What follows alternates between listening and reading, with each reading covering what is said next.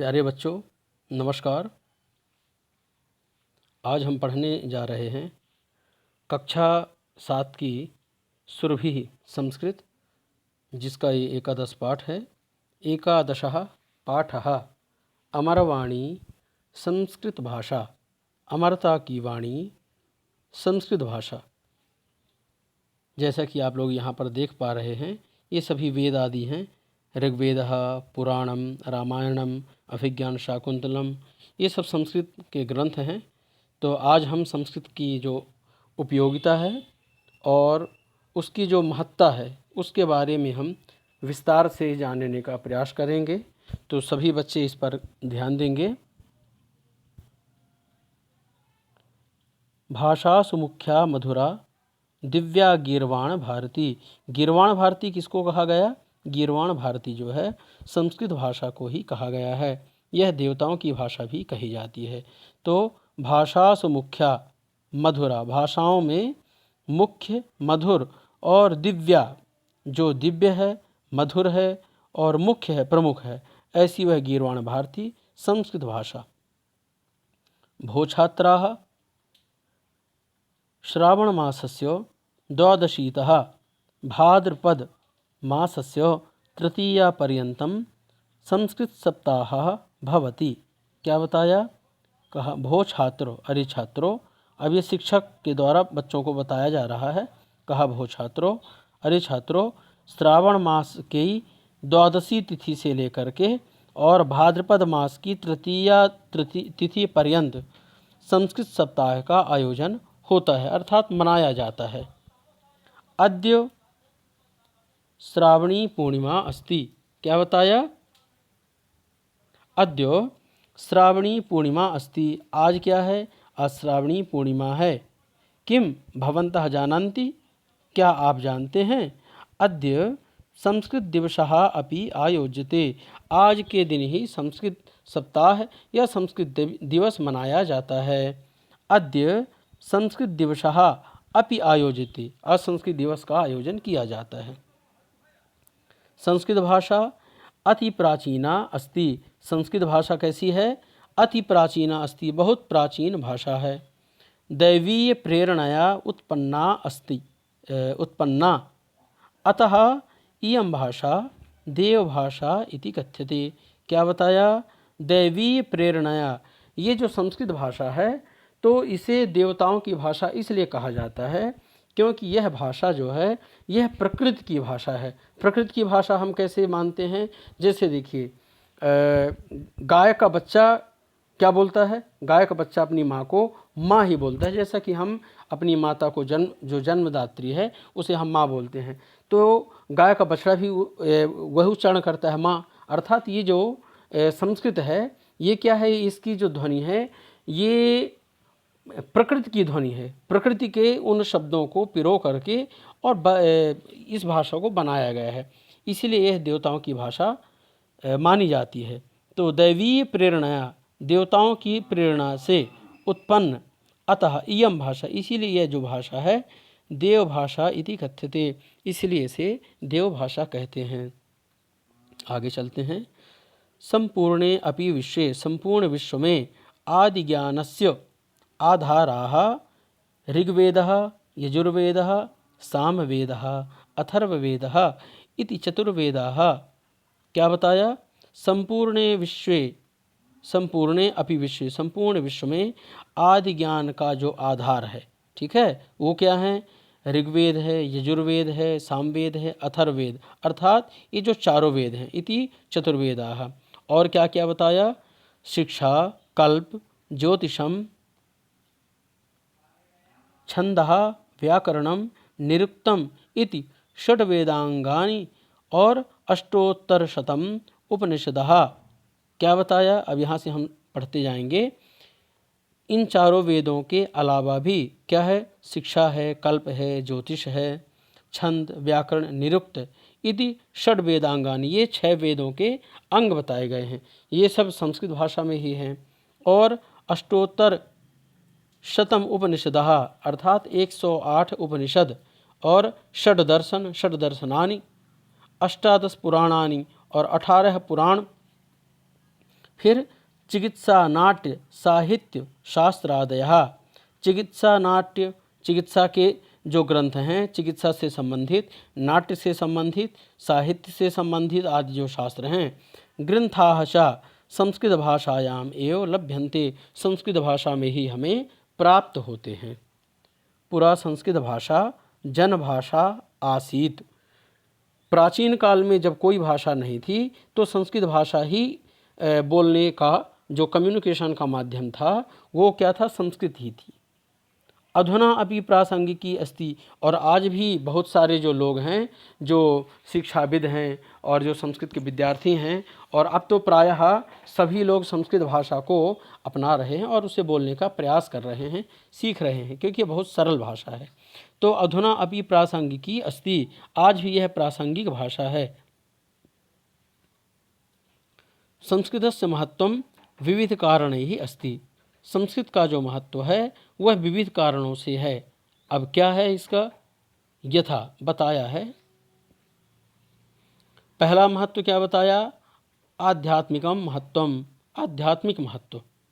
आध्यात्मिक ज्ञानेन भारतम जगद्गुरुः आसीत्, आध्यात्मिक ज्ञानेन, आध्यात्मिक ज्ञान के द्वारा भारतम जगद्गुरुः आसीत्, भारत जगद्गुरु था।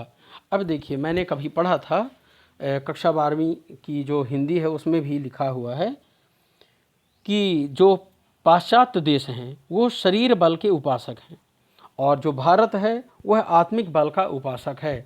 तो आत्मिक बल ये आध्यात्मिक बल ही माना जाता है। तो आध्यात्मिक ज्ञान के द्वारा, अर्थात जो सॉफ्टवेयर जिसे हम कहते हैं, हार्डवेयर का ज्ञान किसको, हार्डवेयर मतलब जो बाह्य ज्ञान है, और जो आंतरिक ज्ञान है वो सॉफ्टवेयर हो गया। तो जो शरीर बल हो गया वो क्या होगा, वो हार्डवेयर समझ सकते हैं, और जो सॉफ्टवेयर हो गया वो हम आत्म बल या आत्मज्ञान समझ सकते हैं। तो जो हमारा भारत है ये प्राचीन से लेकर के और अभी तक आध्यात्मिक क्षेत्र में आज भी वैसे जगतगुरु माना जाता है। तो आध्यात्मिक ज्ञानेन भारतम जगतगुरु आसीत, आध्यात्मिक ज्ञान के द्वारा भारत जो है वह जगतगुरु था। फिर श्रीमद् भगवद गीतादि भारतीय धर्म दर्शन ग्रंथेषु गूढ़ रहस्यानि दैवीय तत्वानि निहितानि, क्या बताया आगे, श्रीमद् भगवद गीता आदि भारतीय धर्म दर्शन ग्रंथेषु, श्रीमद् भगवद गीता आदि जो भारतीय दर्शन हैं और धर्म दर्शन ग्रंथेषु, इन ग्रंथों में गूढ़ रहस्यानि, बहुत गूढ़ रहस्य हैं, और दैवीय तत्वानि निहितानि, दैवीय तत्वों का दैवीय तत्व उसमें निहित हैं। अब श्रीमद् भगवद गीता जिसको भगवान श्री कृष्ण ने अर्जुन को युद्ध के मध्य, युद्ध का जो क्षेत्र था उसके मध्य में जा कर के और उन्होंने गीता का उपदेश दिया।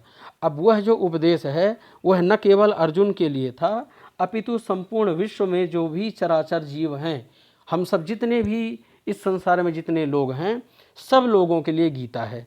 और गीता का एक ऐसा ज्ञान जो हमें वास्तव में जीवन जीने की एक अच्छी विधि सिखा सकती है, इसलिए हमें गीता आदि का अध्ययन करना चाहिए। आगे चलते हैं।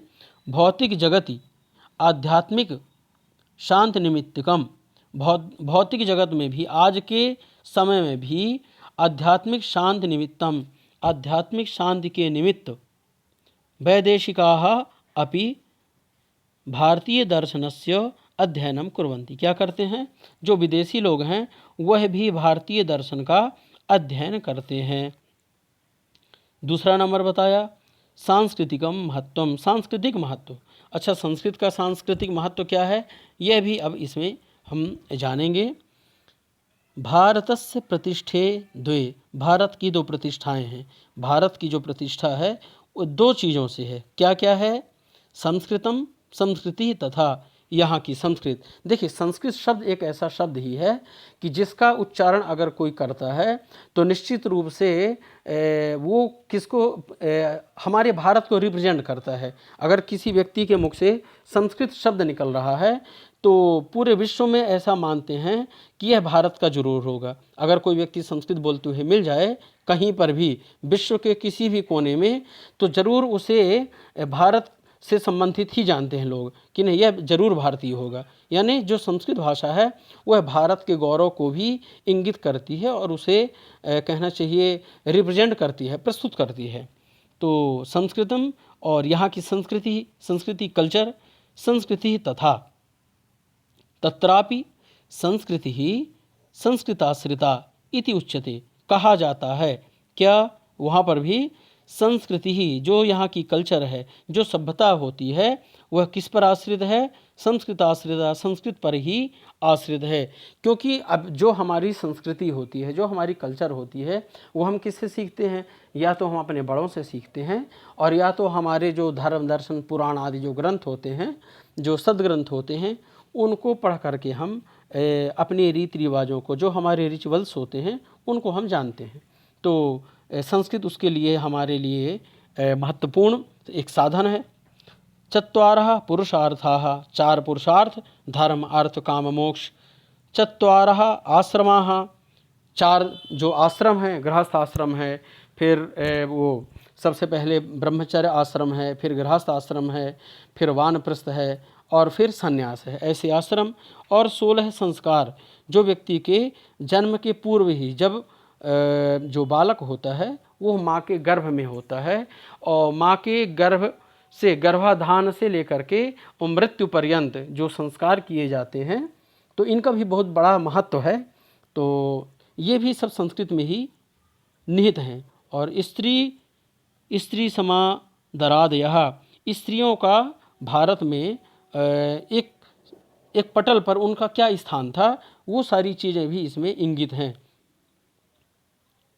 सदाचार विचाराः धर्म पुराण स्मृति ग्रंथेषु संस्कृत भाषायाम एवं प्रतिपादिताः। सद्विचार, जो सदाचार विचाराः, सदाचार यानी जो हमें जीवन जीने के लिए जो विचार, आवश्यक विचार हमें उपयोगी लगते हैं, वो सारे के सारे जो है, और धर्म पुराण स्मृति ग्रंथेषु, और धर्म पुराण आदि जो स्मृतियाँ हैं, जो ग्रंथ हैं, वो सब संस्कृत भाषा में ही प्रतिपादित किए गए हैं। चलिए अब हम अगले पेज पर चलते हैं।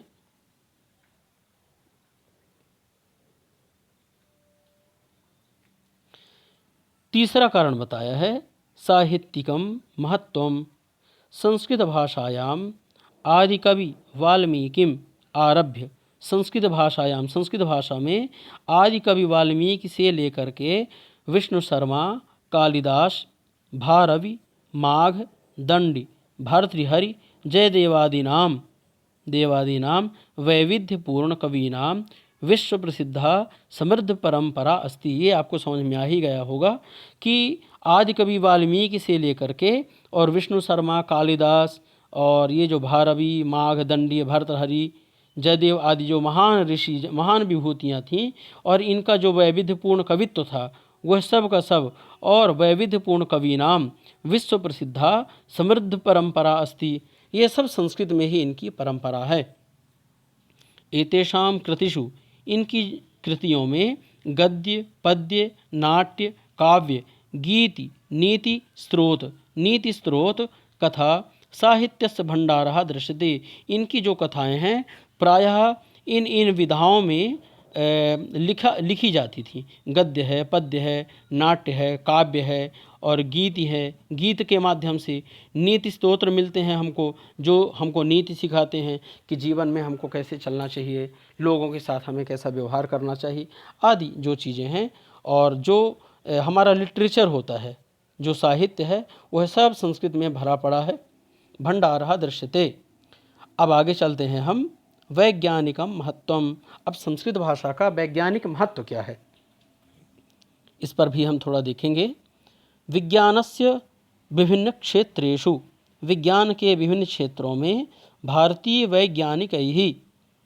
वैज्ञानिकों के द्वारा पाणिनि, पतंजलि, कणाद, आर्यभट्ट, वराहमिहिर, भास्कराचार्य आदि भी, इन कवियों के और इन मुनियों के द्वारा, इन वैज्ञानिकों के द्वारा, वराहमिहिर, भास्कराचार्य आदि भी संस्कृते लिखिताः ग्रंथाः, उनके द्वारा जो लिखित ग्रंथ हैं, ग्रंथाः अद्यापि विश्वस्य मार्गदर्शनम कुर्वन्ति, आज भी विश्व का मार्गदर्शन करते हैं। भाषा विज्ञान दृष्टिया, भाषा विज्ञान दृष्टिया अर्थात भाषा की जो वैज्ञानिक दृष्टि है उसके द्वारा भी अगर हम देखें, है ना, तो सुदृढ़ और सुबद्ध व्याकरण कारणात, क्या है, सुदृढ़, इसमें कोई एक्सेप्शन नहीं है।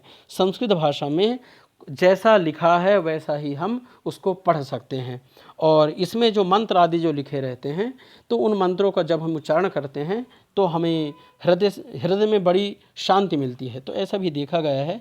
आगे चलते हैं, तो इसका कारण और क्या है, सुदृढ़ सुबद्ध व्याकरण कारणात संगणकाय, और संगणक के लिए भी अस्याः भाषायाः उपयोगिता उद्घोषिता, इसकी जो उपयोगिता है वह उद्घोषित की गई है। बड़े बड़े जो वैज्ञानिक आदि हैं उन लोगों ने खोज किया और उनको ऐसा लगा कि ये जो संस्कृत भाषा है, चूँकि इसकी जो व्याकरण है यह बहुत समृद्ध है, बहुत अच्छी है, और वैज्ञानिक दृष्टि से के पटल पर भी वह खरी उतरती है। तो इसलिए कंप्यूटर के क्षेत्र में भी अगर इसका हम उपयोग करें तो बहुत अच्छा साबित होगा। आगे चलते हैं। समस्त भारतीय भाषाणां जनन्याः संस्कृत भाषायाः प्रभावः अन्य वैदेशिक भाषासु अपि दृश्यते। समस्त भारतीय भाषाओं की जो जननी है संस्कृत भाषा, उसका प्रभाव अन्य वैदेशिक भाषासु, दूसरी जो वैदेशिक भाषाएं हैं, विदेशी भाषाएं हैं, उनमें भी दिखाई देता है। जैसे फॉर एग्जांपल हम देखते हैं, संस्कृत में ये मतलब होता है कान, ये हम बोलते हैं कान, और इंग्लिश में भी ई से ईयर हम समझ सकते हैं, तो ईयर यानी भी कान होता है। एग्जाम्पल के लिए बताया। आगे चलते हैं। समृद्ध शब्द भंडार कारणात, समृद्ध शब्द भंडार के कारण आधुनिक प्राविधिक क्षेत्रे और पारिभाषिक शब्दानुवाद समये संस्कृतस्य एव साहाय्यं स्वीक्रियते।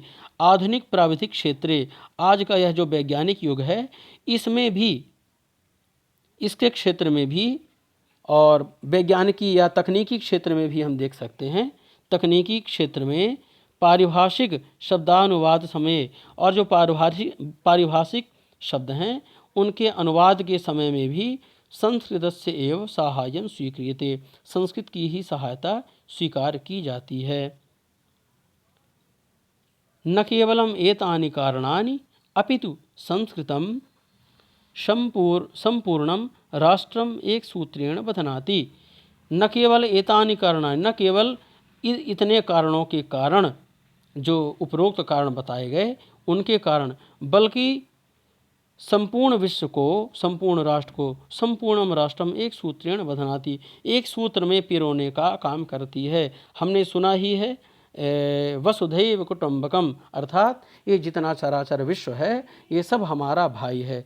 वसुधैव कुटुंबकम, तो जो वसुधैव कुटुंबकम की भावना है ये संस्कृत के श्लोकों में ही निहित है, वही पाई जाती है कि पूरा विश्व हमारा अपना है, विश्व बंधुत्व है। अस्याः भाषायाः ऐतिहासिक, सामाजिक, राष्ट्रीय, अंतर्राष्ट्रीय क्षेत्रेषु अपि महत्वम् अस्ति। क्या बताया? अस्याः भाषायाः, इस भाषा का ऐतिहासिक, सामाजिक, राष्ट्रीय और अंतर्राष्ट्रीय क्षेत्रों में भी अधिक महत्व है। एतस्याः महत्वं ज्ञात्वा, इसका महत्व जान करके, इदानीं सर्वकारः अपि पुनः जनभाषां कर्तुम, इसे फिर से जनभाषा करने के लिए, लोगों तक पहुँचाने के लिए, और 1999 और 2000 वर्षम संस्कृत वर्षम इति उद्घोष्य संस्कृतस्य प्रचार प्रसारे संलग्नः अस्ति। क्या बताया?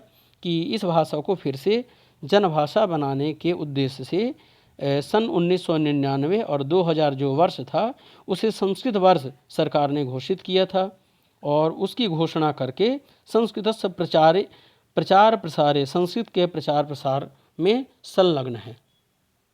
भारते इदानीं 15 संस्कृत विश्वविद्यालयाः सन्ति। भारत में इस समय 15 संस्कृत विश्वविद्यालयाः सन्ति।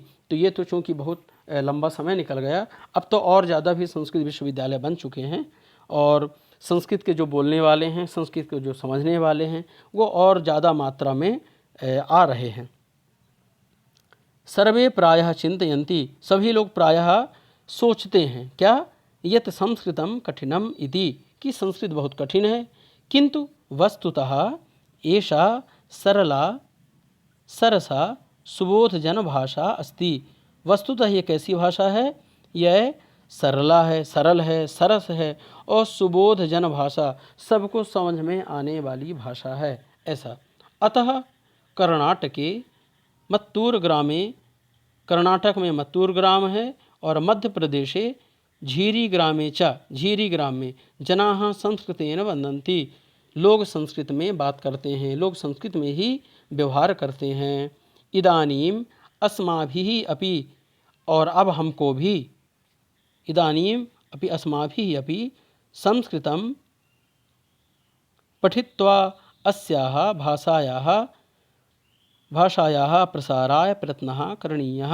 क्या बताया, और अब हमको भी संस्कृत को पढ़ करके, पठित्वा, अक्त्वा प्रत्यय का प्रयोग यहाँ पर किया गया है, अस्याः भाषायाः, इस भाषा का क्या करना चाहिए, प्रसार करना चाहिए, प्रचार करना चाहिए, प्रयत्नः करणीयः, इसका प्रयत्न करना चाहिए, ताकि हमारी जो भारतीय सभ्यता है और उसकी जो पहचान है वह अक्षुण्ण बनी रहे। और चूँकि यह सारे विश्व के लिए है, सारे समाज के लिए है, तो इसका लाभ सारे विश्व को, सारे समाज को होना चाहिए। तो प्यारे बच्चों, आशा करता हूँ आप लोगों को ये सेशन पसंद आया होगा। तो आपको इसमें जो भी शिकायत हो या जो भी आपके मन में कोई विषय हो, कोई बातें हों, तो आप कमेंट बॉक्स में लिख सकते हैं। तो आज के लिए इतना ही। नमः संस्कृताय।